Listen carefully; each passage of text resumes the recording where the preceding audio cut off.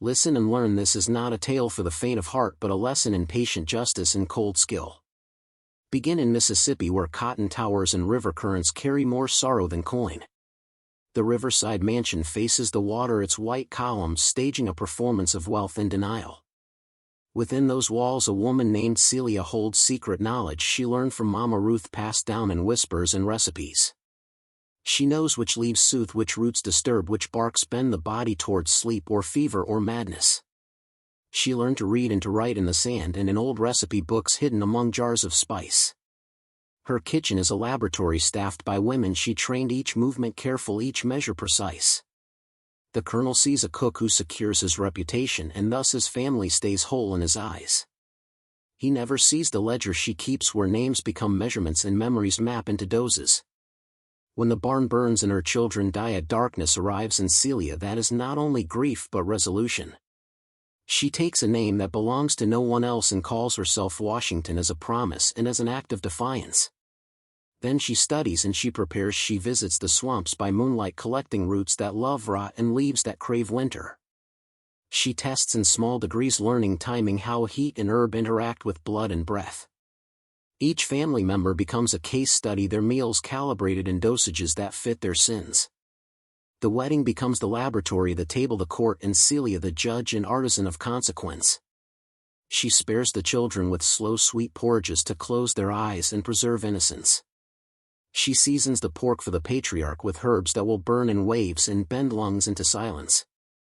She crafts hallucination for the woman who fractured families. She prepares stagger and paralysis for men who thrived on cruelty. When the salt and smoke and sugar conclude, the hall becomes confusion and then a slow unmaking. Guests rise grasping for air, eyes wide with the recognition of betrayal in flavor and form. Addison looks toward her, he sees what he did and cannot move, though he is conscious, and that final knowing is its own verdict. Celia cleans plates, she hides evidence, she leaves a note, and then she vanishes into the marsh with a route she memorized months before. The legend begins in the empty chairs and in the farms, where whispers spread about a woman who made justice with spice. You must understand the patience that breeds this kind of power, patience that widens into method and then into inevitability. Celia does not act from frenzy or blind rage but from calculation learned over years of survival and secret teaching. She keeps a ledger in careful handwriting, a list of names annotated with preferences, with habits, with weak pulses and secret addictions. She studies timing and appetite, testing small doses in soups and sauces, observing reactions, taking notes on sleep and speech and tremor. Her knowledge is botanical but also tactical. She maps routes of servants and guests and notes when doors remain unlatched and when dogs are loosed.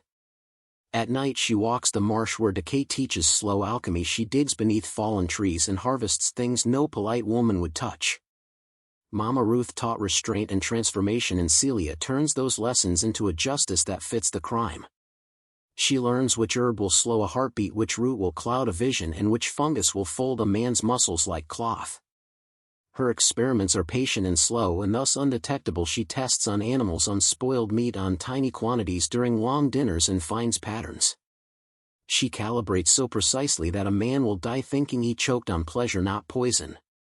Celia moves like water, unseen yet shaping the land. She bends the rhythms of the household by introducing small changes in schedule and dish sequence. A trusted assistant will deliver toast, another will tend the coals, a servant will carry wine to distract hands from the simmering pot. Her assistants think they serve quality, they think they help preserve the family reputation, they do not know they hold keys to the plan. When the wedding is announced, Celia reads her ledger again, checking names. She makes adjustments for those with faint constitutions and those with hard hearts. She composes a menu that is both celebration and instrument: oysters and turtle soup as prelude, pork roasted slow to hold the heart, and sauces that awake memory. Every spice and herb selected with intent, every texture chosen to prolong sensation and therefore prolong realization. Her work is surgical and ritual, at once a design of cause and consequence, where flavor becomes witness. By the day of the feast her confidence is not cruelty, it is a profession of necessity, a response to the system that took her children and then obscured the crime. In the kitchen she arranges pots like instruments, she times fires like clocks. She moves through heat and steam like a general, and the house hums to her rhythm, every spoon stroke a precise sentence of consequence, and memory sharpens now. The day of the wedding moves like a clock built of flour and embers. Every servant has a role and every plate is part of a plan. Celia watches through the kitchen window, the garden of guests arranged like verse. None suspect the dish will become verdict. She times the ovens as a conductor times a crescendo. She watches steam rise and knows the hour when taste will become truth. Guests laugh and drink toasts to prosperity while Celia places spices as if signing a document with invisible ink.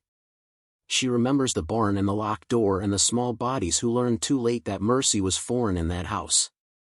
She has chosen names and doses, each measured to match a life taken, a cruelty returned in scale and in tempo. The music swells, the servants line the platters, and the couple sit at the heart of celebration, unaware that each favorite will carry purpose. For one man the pork is heavy with a leaf that will kindle inner fire and then extinguish breath at a pace she measured. For a woman the pudding contains a herb that fractures memory. She will relive the faces of those she hurt and lose anchor to the present. A son receives a sauce that tightens limbs then softens reflexes, leaving terror trapped inside a body that cannot move. The children sleep upstairs as Celia calculated their peace with a hand steady from grief and training. When the first guests fall, the scene frays into panic. The hall becomes a landscape of convulsion and pleading and accusation. Addison grasps at his chest before comprehension arrives, and then he looks at Celia and sees his own cruelty reflected back in flavor. That look lasts a breath and then his voice is gone and his body held by a betrayal he cannot resist. Celia moves within the chaos like a surgeon. She rinses pans, she hides jars that hold the proof, she burns cloth that held traces.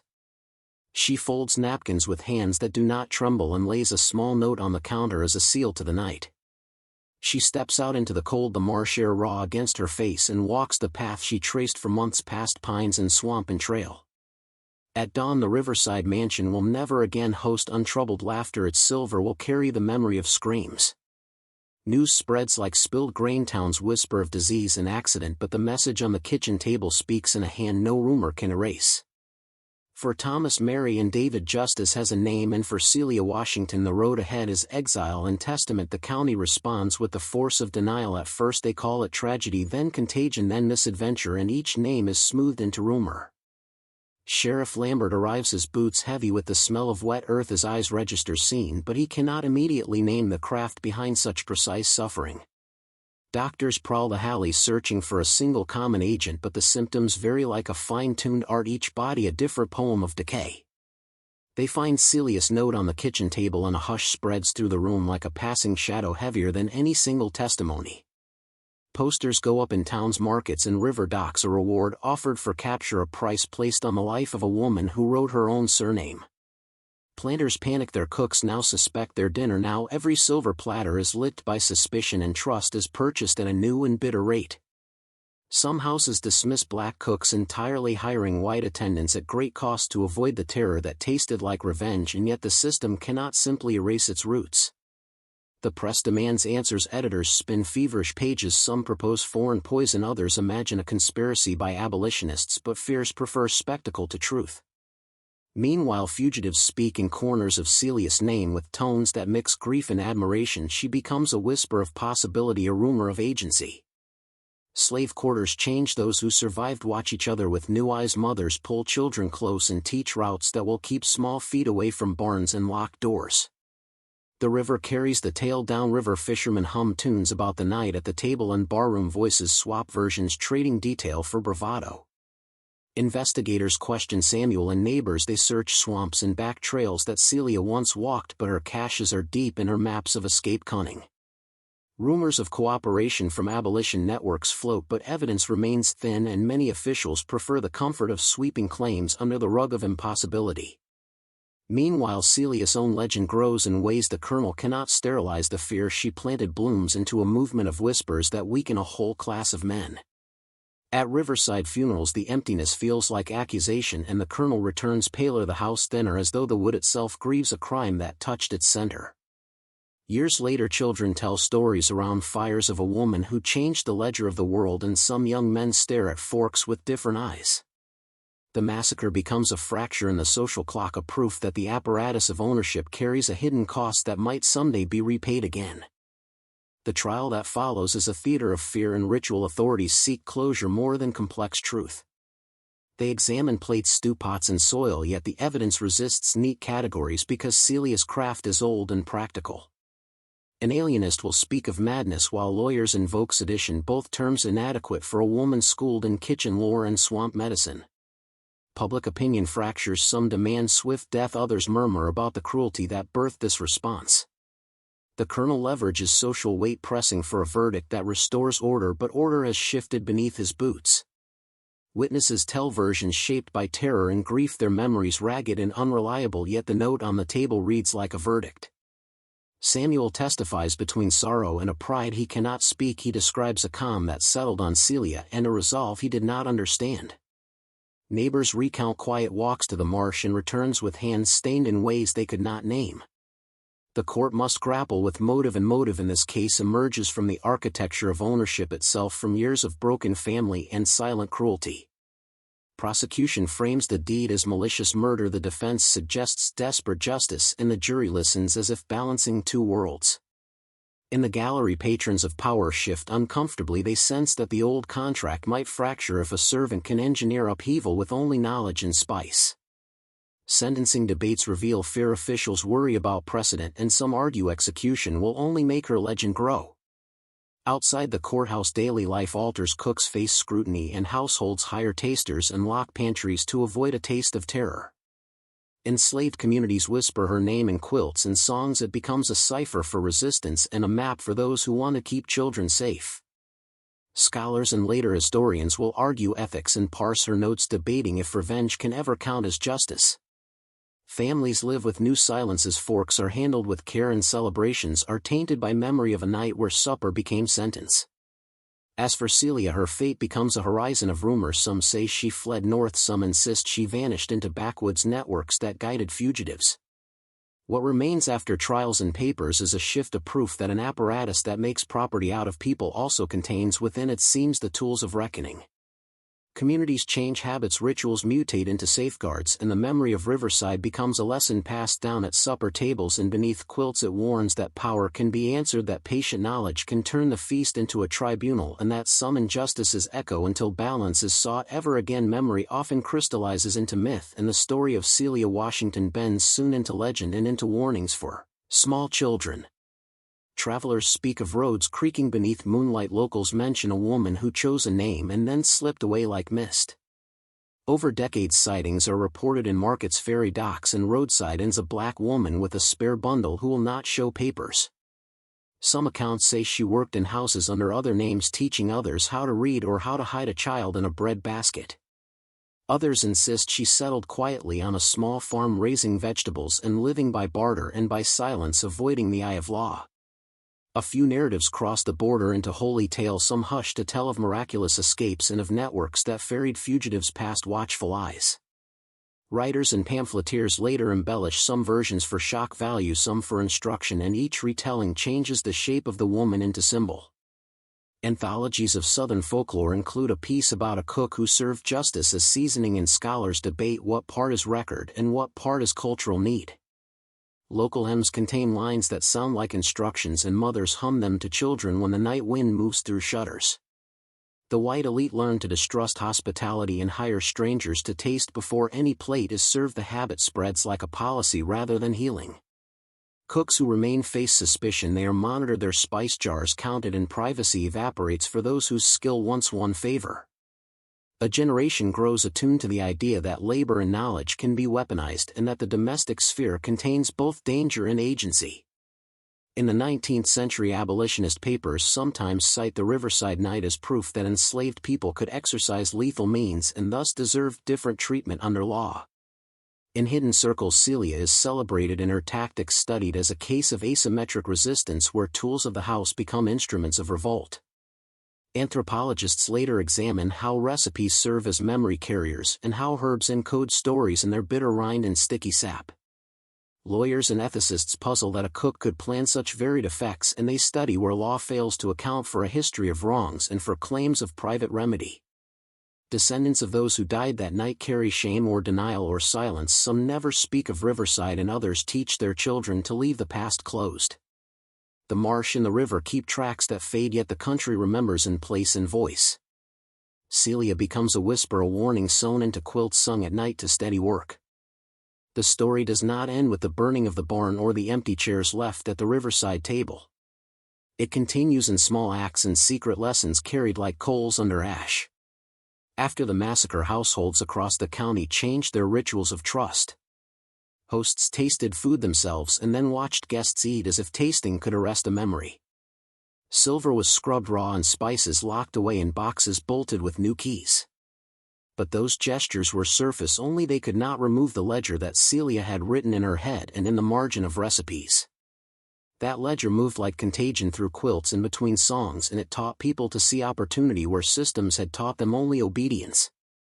In the hush of cabins under moonlight, women mapped escape routes and men hid bread with salt and herbs that tasted like memory. Children learned nursery rhymes that doubled as signals. Names were changed in casual speech and hands learned new rhythms for passing messages. Networks of help quietly strengthened along river lanes and county lines. Those who opposed the system found means to shelter fugitives and to move them beyond reach. Abolitionists seized on Celia's tale not as spectacle but as proof that resistance could be ordinary and cunning and therefore repeatable. They read her as an asymmetric strategist, and they taught methods of concealment adapted from kitchen craft. Meanwhile, the planter class hardened its defenses and their paranoia metastasized into policy. They demanded tastings at every meal. They replaced trusted cooks with strangers who could be surveilled, and they commissioned experts to analyze herbs and soil for unfamiliar compounds. This surveillance reshaped domestic life such that labor became more exposed and privacy collapsed like a cheap tent in wind. The domestic sphere that had once been a space of small authority for some now tightened into a cage for all. Yet the more the system tightened, the more ingenious became the forms of quiet resistance. Midwives learned to hide herbs in plain sight. Bakers folded messages into loaves and laundresses stitched codes into hems. The same hands that fed empire learned to undo it in increments delicate and patient. Folklore absorbed the massacre into its fabric, and the tale shifted shapes to meet the needs of those who told it. To some, Celia became spectre, a phantom who walked riverbanks to warn or to comfort. To others, she was exemplar, and her methods were taught furtively to those who had nothing else to trade but knowledge. Scholars later will debate ethics as if ethics exist in vacuum. They will argue if revenge is justice and if methodical harm can be moral when born of survival. But you who listen must feel the harder truth that power taught the lesson and then learn from it. When those who structure suffering forget that tools can be turned against them, they create the conditions for their own undoing. Celia's ledger lives in that contradiction, and it whispers to anyone who knows how to read cookbooks and maps and margins. This is the place where the descent deepens, the private becomes political, and the spoon becomes a scalpel. You are witnessing how memory weaponizes itself when law refuses to hold sway, and how patient knowledge can outlast the loud commands of masters. The pattern widens now from household to county, from rumor to policy, and the lesson becomes structural rather than personal. Authorities do not only seek a woman, they seek reassurance that systems are intact, and in this search they expose the soft underbelly of their own order. Inspectors arrive with microscopes and ledger books, men in crisp collars who believe measurement will restore meaning, but measurement misreads what is lived and what is weaponized. They sample pots and plates, they scrape stains from wooden spoons, they consult early chemistry texts, and they find variety where they expect uniformity, each symptom tailored, each course a custom device of consequence. Experts argue in low rooms about whether a single agent could produce such divergent responses, and in those arguments the truth is almost revealed, that human knowledge folded into domestic craft can be more sophisticated than the crude theories of men in suits. The planter class reacts with a theater of control, tightening rules around kitchens, instituting tastings, hiring strangers to stand at service lines as if visibility alone were a cure for breach. Yet those measures are superficial, because control by sight ignores control by craft, and craft travels by fingers, by margins in cookbooks, by whispered measurements passed between women who have always known how to hide knowledge in plain sight. What the elite forget in panic is the economy of trust that enabled them, that made polished tables meaningful, and when that trust fractures it sends tremors through the whole edifice of privilege. In the quarters the story becomes instruction, and instruction scales into technique, and technique moves along river routes and hidden lanes like contraband knowledge. Menus become maps for fugitives, Coded recipes carry routes between safe houses, spices mark caches, and a phrase spoken while stirring is a signal to move by night. Abolitionist networks adapt Celia's ledger into their own playbook, not idolizing murder, but understanding asymmetry, how the tools of the dominated can unmake the dominance that ignores the humanity it crushes. Meanwhile, the press gorges on sensationalism and misses the deeper lesson, printing caricature and panic instead of probing the structural rot that made a cook the only engineer of justice available to her. Legal scholars later will write long treatises about intent and proportionality, missing the elemental fact that the law they parse is built to protect owners, not persons, and when owners become vulnerable, the law reveals which lives matter and it's counting. Economic ripples follow, harvest agreements renegotiated, insurance premiums spike, and gastronomy itself becomes politicized, with culinary schools adjusting curricula to include vigilance alongside taste. The very language of hospitality shifts, invitations are tempered with suspicion, and a social code that once normalized exploitation now carries the seed of its own undoing. All of this happens quietly at first, through small acts and administrative memos, but the sum is a reconfiguration of domestic authority and public perception. You who listen in this moment should hear the mechanism clearly, a single kitchen reshaping a county by exposing a vulnerability that power presumed non-existent. This is the lesson that continues to echo, how patient knowledge translates into force when institutions fail to hold accountability and when memory finds its voice in the hands that cook and the songs that carry it forward. Now you reach the midpoint and the descent deepens into consequence and method. Listen as I make this clear: your role as witness and your mind will carry the pattern like a ledger. The massacre was not chaos but choreography, each motion precise, each flavor deliberate, each pause measured to produce recognition before collapse. Understand that knowledge becomes instrument when lived experience teaches its use and when the law refuses to reckon with injury. Celia taught herself patience and precision and turned the tools of domestic labor into a form of asymmetrical power. Her ledger of names is a lesson in calibration and restraint, not spectacle. She matched herbs to habit and doses to destiny, and she learned that terror is most complete when comprehension arrives before the body yields.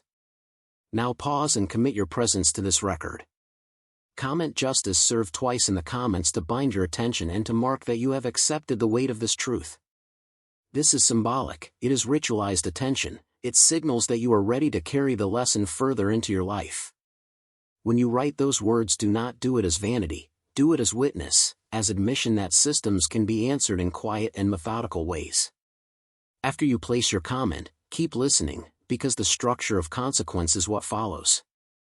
The county reaction shows how systems defend themselves and how fear infects policy in place of accountability. Authorities scramble to categorize, to contain, to translate grief into labels that feel less like guilt and more like distance. They reframe kitchen craft as criminal aberration and ignore the deeper cause, which is the architecture of ownership and denial. When elites tighten surveillance, they reveal the exact seam through which resistance must travel. Celia's method depended on the illusion that service equals loyalty, and when that veil is pierced, the entire social contract trembles. Communities adapt in ways both subtle and durable, habits reconfigure, recipes encode routes, lullabies become codes. Abolitionists and fugitives watch and learn, not to celebrate killing, but to understand how knowledge under the nose of power becomes survival strategy. This is not moral simplification, it is description of mechanism. Power that prizes invisibility and negation cultivates resentment and creates actors who can weaponize domestic life with cold logic. Now reflect on what the ledger teaches about accountability and about the cost of denial. When institutions refuse to repair harm, when law shields advantage, the injured learn to use the most accessible instruments to make a point that will not be ignored. Celia's justice was surgical and symbolic, and it altered the social grammar of hospitality and trust. If you study her work as strategist or as cautionary tale, you must see that knowledge multiplies when the system mistreats memory and when silence becomes policy. Carry that observation forward and do not confuse spectacle for solution, because real change requires structural reckoning, not merely added surveillance or tidy punishments. The ripple from Riverside widens into institutions that think themselves immortal, and the lesson they learn is dangerous and subtle. power does not only respond with force, it adapts by redesigning norms so that the threat seems to vanish while the logic that created it remains intact. Cooks are replaced by strangers, yet kitchens remain vulnerable because trust is not a credential, it is a habit that cannot be legislated away. Insurance underwriters raise premiums, agricultural boards issue advisories, and hospitality schools add tastings to their curriculum as if ritual will solve structural violence. Yet these measures misdiagnose the wound, they treat symptoms while preserving the disease that turned people into property and recipes into leverage. What Celia weaponized was knowledge hidden in plain sight, and institutions cannot secure themselves by merely moving utensils under glass. They attempt to convert fear into protocol and then they celebrate the protocol as proof that order has returned, while the ledger of memory continues to grow in the margins and in the songs that no authority can recall perfectly. Meanwhile, movements of resistance translate her method into ethics of survival, not to mimic harm but to claim the right to protect children, to teach reading, and to hide routes that lead out of captivity. These are tactical adaptations born of necessity, and they teach a lasting truth about the asymmetry of domination, that the tools of daily life can be repurposed by those who must survive in silence. Beyond policy and rumor, the cultural architecture shifts, hospitality loses its sanctity and becomes transactional, and with that transaction goes a kind of moral corrosion that benefits the very structures that fear revolt. Hospitals and courts will later battle over language and intent, ethicists will debate proportionality, but the harder lesson is older and simpler. It is that when systems deny grievance they cultivate forms of remedy that are as inventive as they are final. Celia becomes a symbol not because of spectacle but because she reveals an inconvenient arithmetic of power, that patience plus knowledge plus necessity can convert a spoon into an instrument of consequence. You who study this should not romanticize the deed but you must recognize the mechanism, for the same pattern repeats whenever institutions render people invisible, and the margin will always find a ledger and a means to write back. The descent continues, the next layers expose how memory moves through law, through commerce, and through code, and how systems will attempt to bury that memory while inadvertently preserving its forms in new, more lethal guises. Now the story folds into architecture, laws, and markets, and the personal becomes infrastructure of control. What Celia taught with spice and patience others learned to imitate in cleaner hands, through committees, through laboratories, through policy drafted in hushed rooms. After Riverside, the elite did not simply mourn, they reorganized, creating rituals that appeared to cure vulnerability but in truth consolidated authority under new guises. They institutionalized tasting panels, mandated culinary audits, and funded laboratories to certify safety, each procedure dressed in science and certainty, each procedure a new checkpoint in a system that would monitor the bodies of those below as thoroughly as any chain once did. Hospitals and universities produced experts who wrote papers about toxicology and culinary contamination, their language precise, their reports full of diagrams that translated kitchen lore into measurable variables, yet their conclusions rarely named the cause, preferring abstract terms that relieved men of responsibility and placed danger in the realm of accidents and anomalies. This was not neutral work, it was governance by technique, a way to manage public anxiety while preserving property relations intact. The same families who paid for tastings funded chairs at universities, they donated to research that promised solutions, and in return the narrative shifted, blaming impurity rather than intention, treating Celia's act as pathology instead of a verdict on system brutality. Archivists rewrote the margins, newspapers sanitized chronicles, and anthologies reframed the night as a cautionary tale for taste rather than a lesson in justice denied. Memory was commodified, the massacre made into legend, and legend turned into commodity, with souvenir plates and sanitized pamphlets that taught fear without action. Meanwhile, quiet networks kept the ledger alive, passing recipes that encoded routes and advice for concealment, teaching reading and hiding, converting culinary knowledge into survival craft that the state could not easily police. Philanthropists launched initiatives to professionalize service, insisting that credentialing would eliminate risk, unaware they were training a bureaucracy that tracked bodies through registrations and health clearances, building a map of intimacy that could be audited and controlled. In time, technology joined the effort, instruments that measured compounds, sensors that monitored kitchens, databases that logged employee movements, all sold as progress, all serving the same purpose, to render intimacy legible so it could be regulated and contained. And yet containment breeds workarounds, protocols create circuits, and where law tightens, craft becomes subtler, moving into margins, into song, into quilted maps and whispered recipes that never reach institutional eyes.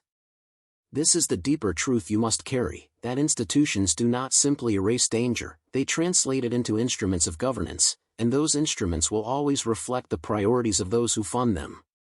Celia's act did not disappear, it redistributed itself into policy, into market logic, into academic studies, and into the very vocabulary of safety. If you listen carefully you will hear her ledger under the language of certainty, a counter-rhythm that waits for the moment when knowledge, withheld, becomes necessary again. History rarely moves in straight lines, it curls and returns, it gathers like smoke and then finds a throat to speak through. The Riverside Night reshaped families' economies and fears in ways that lasted generations. Planters tightened gates and rewrote guest lists, yet the ledger Celia carried in her head spread into unexpected places. Children of enslaved people learned new recipes that were maps and lullabies that were codes, they passed them quietly beneath quilts and under porch steps. Northern abolitionists clipped newspaper accounts and folded them into pamphlets, not to celebrate blood but to show the world that resistance can be ordinary and lethal and thus must be answered by justice, not more spectacle. Free black communities in river towns whispered her name in candlelight, sometimes as a warning, sometimes as a promise that knowledge would outlast chains. Merchants changed routes to avoid rumors, lawyers rewrote wills to protect assets, yet none could restore the certainty that had vanished from the Riverside table. The massacre altered markets in subtle ways, insurance companies raised premiums on hospitality, shipping manifests recorded new restrictions and investments flowed to laboratories that promised safety in sterile language. Scientists wrote papers with long chemical names and neat tables, their margins failing to hold the anger that produced the experiment they described.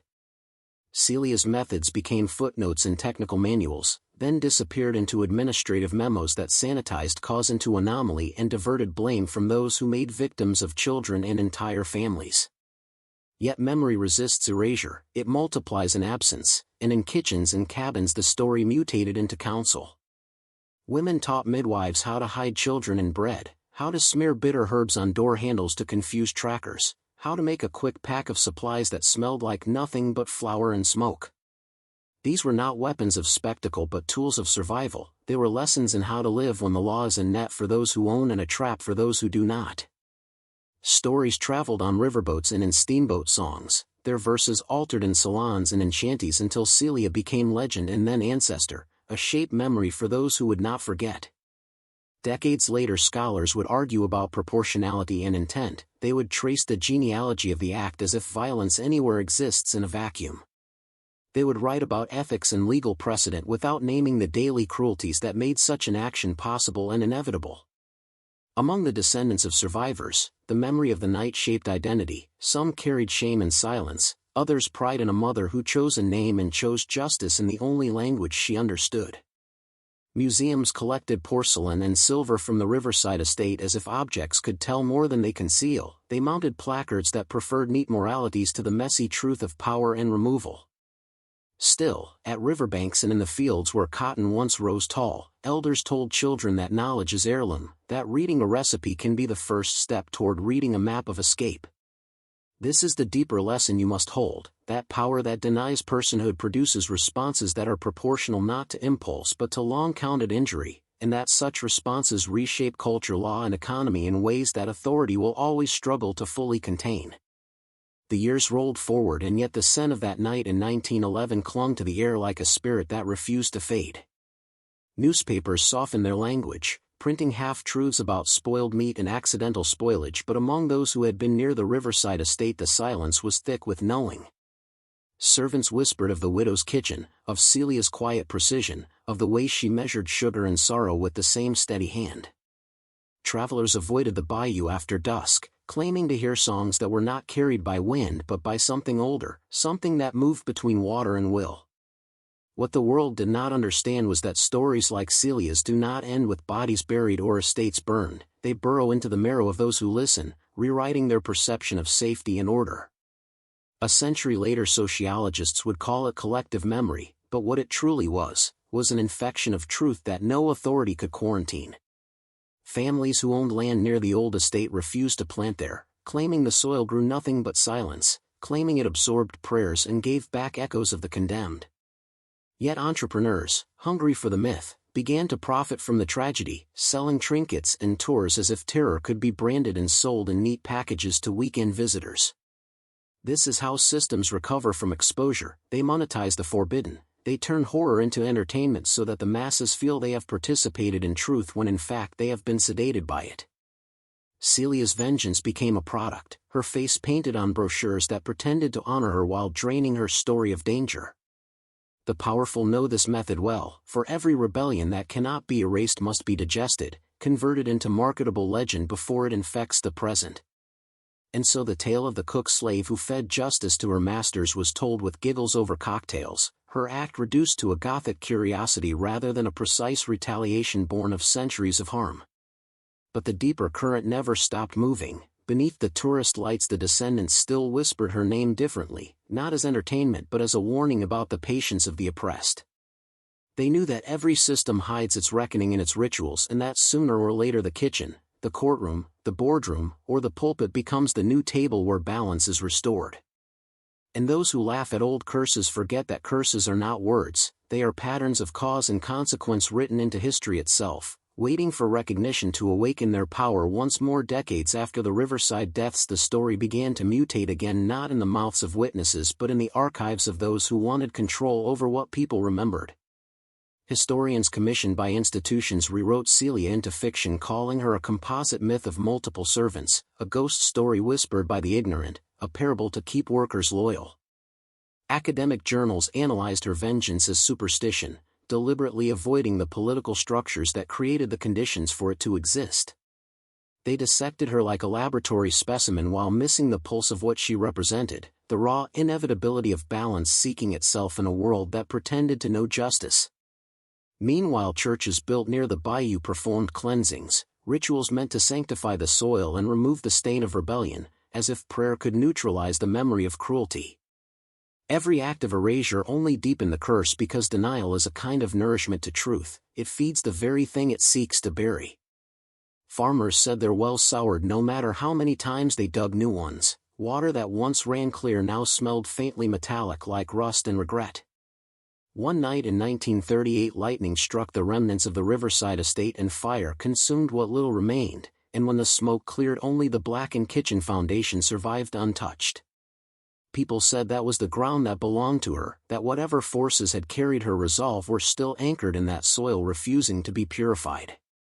Psychologists from New Orleans visited decades later to study generational trauma in local families, and they found something unsettling: dreams recurring across bloodlines of a woman stirring an invisible pot, whispering names that none could remember but all could feel. In their notes they called it cultural memory syndrome, but what they really described was resonance, the persistence of unfinished justice echoing through descendants of both victims and perpetrators alike. Even the families who had profited from the estate confessed to strange coincidences, losses that mirrored the old night, children falling ill at weddings, crops failing after feasts. But perhaps the most chilling legacy lay in the unseen shift it caused across the South, a subtle awareness that the enslaved mind was not broken, that beneath obedience could lie an intelligence sharper than any blade. That realization spread quietly among the powerful, creating new systems of surveillance and control, new laws dressed in civility but born from the same fear that Celia had awakened, a fear of what happens when silence learns to calculate. By the middle of the 20th century the legend of the Riverside Cook had traveled far beyond the bayou, whispered in taverns, written into half-forgotten blues verses, and carried in the subtext of sermons about obedience and sin. Those who knew the truth kept it buried beneath coded language, calling her the Silent Flame or the Shadow Bride, a name that made sense only to those who remembered what she had done and why. Academics treated her story as folklore, a relic of post-Reconstruction hysteria, yet beneath that dismissal lay something more deliberate, a refusal to admit that one act of defiance by a woman without a name had rewritten the social geometry of fear. The old planters' descendants built new industries, steel, lumber, oil, but always with that same compulsion to manage perception, to make sure no story ever rose again that might challenge their inherited order. They sponsored schools and museums, funded charitable works that carried their family names onto plaques, but beneath the marble was an echo that refused to sleep. In small Louisiana towns, people still swore that certain families avoided kitchens where sugar bowls were left open, that certain hymns were never sung near dinner tables, that mirrors cracked on anniversaries no one mentioned. Anthropologists cataloged these patterns, calling them survivals, but they were not survivals, they were warnings, encoded rituals passed down to remind each generation that nothing done in cruelty stays buried forever. Power adapts, but so does memory. It hides in music and cooking and superstition. It waits for the precise moment when denial grows weakest. Even in the northern cities where history was written by clean hands, a quiet unease surrounded the topic of rebellion by the invisible. It appeared in literature as haunted houses and cursed meals, in cinema as the loyal servant with eyes that know too much. Culture became an instrument of control, transforming rebellion into metaphor so that men could consume the story without absorbing its venom. But venom cannot be contained by metaphor, and truth does not dissolve under applause. Every generation must choose whether to forget or to feel, and those who feel understand that Celia's act was not a single eruption of violence but the concentrated answer to centuries of refined cruelty. In understanding her, the listener begins to see a pattern in every institution that speaks of order while living on the bones of those it silenced. The pattern is not ancient, it is current. It hides in the way power manages guilt by renaming it progress, in the way comfort is built upon the unseen labor of those still denied their own story. As the century turned and the digital age began to swallow memory whole, Celia's story should have faded into data, but instead it adapted like a living organism, feeding on every new attempt to sanitize it. Historians digitized plantation records and in that process found anomalies, entire ledgers missing, pages from the year 1911, rewritten inventories where the cook's name was replaced by initials as if erasure could undo consequence. The algorithm of history favors those who write, but it also leaves traces for those who look deeply, and in the metadata of archives a hidden pattern emerged. The same handwriting that recorded the death certificates at Riverside appeared in unrelated state files years later, signatures identical, ink identical, but tied to investigations of food distribution contracts and hospital deaths. Some began to whisper that Celia's knowledge had not died with her, that those who learned from her passed fragments of it through generations, disguising vengeance as medicine, discipline as philanthropy. The powerful sensed this before the scholars did. They began commissioning private security audits of supply chains, fearing that some old moral virus had found new hosts within their systems. Conferences were held behind closed doors in government halls where phrases like consumer safety and bioethics masked the same fear that haunted planters a century earlier, the fear of knowledge escaping containment. Psychologists noted the reappearance of collective dreams, women stirring invisible pots, whispering names and languages not yet classified, a cultural haunting too widespread to be coincidence. And somewhere in those depths you can feel the pivot, the point where legend becomes mirror, where the listener must ask whether the story still lives because we keep telling it or because it keeps telling us. If you have followed this descent this far, you have already crossed a threshold. You can sense the pulse beneath your own routines, the slow rhythm of history repeating itself in new forms. The institutions that once owned bodies now own information, yet the pattern is unchanged. Obedience purchased through illusion, comfort built from unseen labor, guilt rewritten into policy. Celia's revenge becomes a metaphor for awakening, but metaphors have teeth and they bite when ignored. If you have understood her act not as madness but as arithmetic, you have begun to see what they never wanted you to notice, that knowledge itself is the most dangerous form of inheritance. Comment twice the phrase "the fire remembers" to seal what you have learned, and let the algorithm mark you as one who no longer sleeps. The fire remembers, and so do the rivers that carried her story farther than the newspapers ever could. Down through generations, the tale of the cook who avenged herself became an undercurrent woven into sermons about patience, into protest songs disguised as hymns, and into the secret writings of those who understood what power truly fears. It was never just about one woman or one night, it was about the principle that everything built on silence eventually collapses under its own weight. Celia's act cracked a seam in the myth of control, and through that crack truth began to drip, slowly reshaping culture, economy, and even religion. Missionaries who once preached submission began to speak of redemption through knowledge, while businessmen used the same language to disguise exploitation. Both sides claimed morality, but neither understood that morality without memory is theater, a costume worn by those who wish to appear clean while standing ankle-deep in blood they pretend not to see. Celia's name vanished from textbooks, but her reflection persisted in law and medicine, in the rituals of obedience that still define the modern workplace. The apron replaced the chain, the contract replaced the whip, yet the architecture remained identical, a structure designed to feed power and starve awareness. But those who study the shadow lineage know the pattern. They know that for every hierarchy there exists a hidden counterbalance, a network of minds who share quiet understanding that systems which deny humanity inevitably summon their own reckoning. That reckoning does not always come in fire. Sometimes it comes in data leaks and whistleblowers and documents that surface at midnight, proving corruption so deep the system must eat itself to survive. This is the new kitchen, the digital one, where ingredients are information and recipes are blueprints for rebellion. Celia's ghost lingers here too, whispering to those who decode patterns, urging them to use knowledge not for vanity but for balance, for precision, for the restoration of what was stolen. When you realize this, you begin to see that history is not past, it is infrastructure, it is alive beneath every headline and policy speech, a machine of repetition awaiting interference. And perhaps that interference is why you are hearing this now, why the story found you at this moment, when silence no longer feels safe and curiosity has begun to taste like awakening. The descent ends where it began, in the kitchen, where hunger and justice once shared the same air, and where a woman with no name used the smallest of tools to reorder the world. More than a century has passed, yet her shadow remains woven into every conversation about equity, every law written to control labor, every ritual pretending to offer safety while concealing fear. The story of the cook-slave who poisoned an entire family on a wedding day is not a tale of vengeance alone, it is a parable of structure. It shows that power built on cruelty will always breed its own destroyer. Celia did not simply kill, she recalibrated the moral scale of her time, forcing those who benefited from injustice to taste its essence in the most intimate way possible. Every empire that forgets this lesson is already dissolving, whether in plantations or parliaments or digital fortresses. The pattern repeats, and the end is always the same: collapse disguised as reform.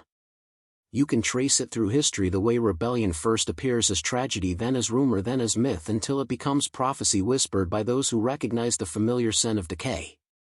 Institutions wear different masks now, their sermons are written in code and policy, their chains forged from data and debt, but beneath every new surface lies the same old appetite to consume without consequence. And just as before, there are those who cook in silence, preparing unseen transformations, waiting for the right moment to serve what the world has earned. Celia's kitchen has no walls now, it exists wherever awareness meets courage, wherever someone refuses to let exploitation masquerade as order. If you have listened to this story without flinching, then you have joined a lineage older than any flag or scripture, a brotherhood of the awake who understand that knowing is the first rebellion. You will find her lesson everywhere, in your own routines, in the invisible hierarchies that shape your days, in the quiet moments when comfort feels heavier than guilt. Remember her not as ghost but as compass, and when the systems around you begin to tighten, remember that no power survives the moment its victims learn precision. This is where dissent becomes ascent, where knowledge becomes weapon, and where silence ends. The fire remembers, and now so do you.